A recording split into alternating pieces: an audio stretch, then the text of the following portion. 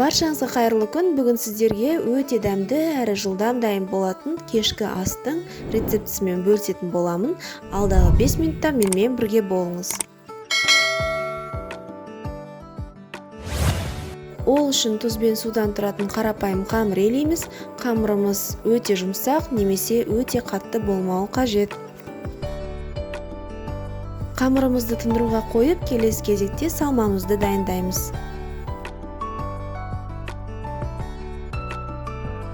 Тартылған етке пияз, үкіштен өткізілген сәбіз, дәміне қарай бұрыш, тұз қосып, 2 ас қасық соя соусы және осы қоспамызға қатты қызып тұрған майды құйып араластыратын боламыз.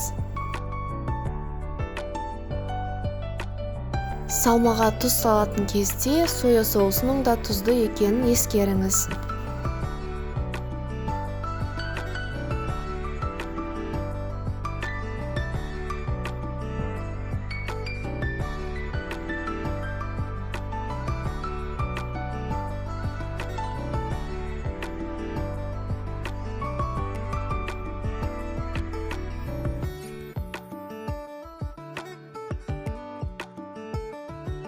Салмамыз дайын болғаннан кейін тынып тұрған қамырымызды алып, 1/4 бөлікке бөлетін боламыз.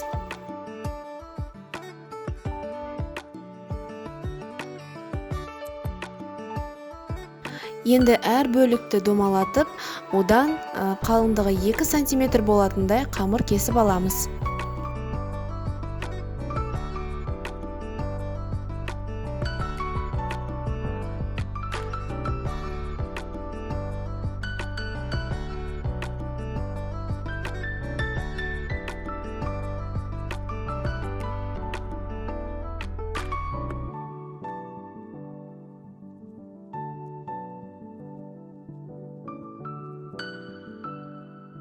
Әр қамырды жеке-жеке жайып, одан корей тұшпарасын түйе бастаймыз.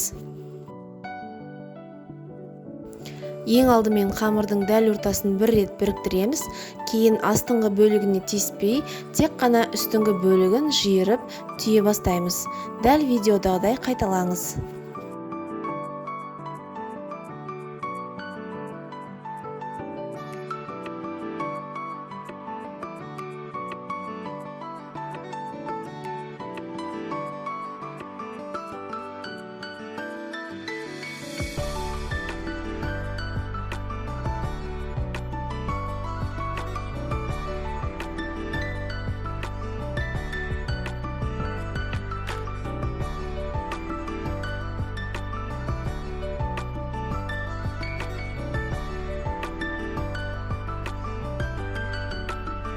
Келесі кезекте табаның түбінен ғана май құйып, барлық тұшпараны осы табаның ішінде қызарғанша қуырып аламыз. Егер сіз аз адамға дайындайтын болсаңыз, немесе түскі ас ретінде дайындайтын болсаңыз, тұшпараның бәрін түбінен су құйып, осы табаның ішінде пісіріп алсаңыз болады. Бірақ мен кешкі ас қылып дайындайтын болғандықтан, барлығын бірден буға пісіремін.